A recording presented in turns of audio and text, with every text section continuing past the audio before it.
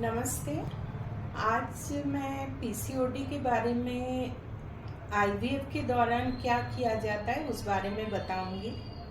Normally सभी IVF में जिस तरह से प्लान किया जाता है, पीसीओडी पेशेंट्स में थोड़ा सा अलग है। ऐसा क्यों है?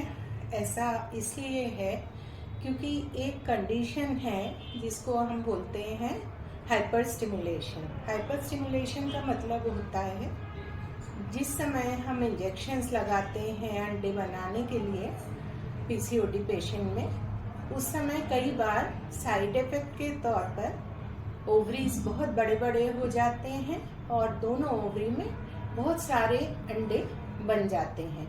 इसके साथ पेशेंट के पेट में बहुत सारा पानी इकट्ठा हो जाता है, पेशेंट का पेट बहुत बड़ा हो जाता है, उसको सांस लेने में तकलीफ होने लगती है और साथ में उसके ब्लड पैरामीटर्स में भी काफ़ी सारे चेंजेस आते हैं। आईवीएफ में अगर कोई चीज़ से खतरा है तो वो ये हाइपर स्टिमुलेशन, और ये पीसीओडी पेशेंट्स में ज़्यादा पाया जाता है। इसलिए हर आईवीएफ स्पेशलिस्ट की कोशिश ये रहती है कि पीसीओडी पेशेंट को किसी भी तरह से हाइपर स्टिमुलेशन नहीं हो। इसके लिए कुछ चीज़ें फॉलो किया जाता है।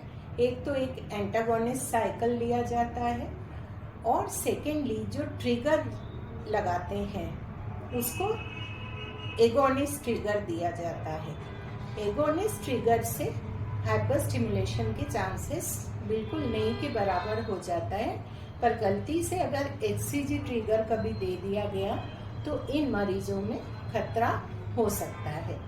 पर एगोनिस्ट ट्रिगर का एक ही दिक्कत है, उसी समय सेम साइकिल में हम एम्ब्रियो को ट्रांसफ़र नहीं कर सकते, तो फ्रीज ऑल पॉलिसी लिया जाता है और सारे एम्ब्रियोज को फ्रीज कर दिया जाता है और इन फ्रीज्ड एम्ब्रियोज को बाद में 1 से 2 महीने बाद एंडोमेट्रियम को प्रिपेयर करके उनको ट्रांसफ़र किया जाता है और इसके रिजल्ट्स बहुत ही अच्छे आते हैं।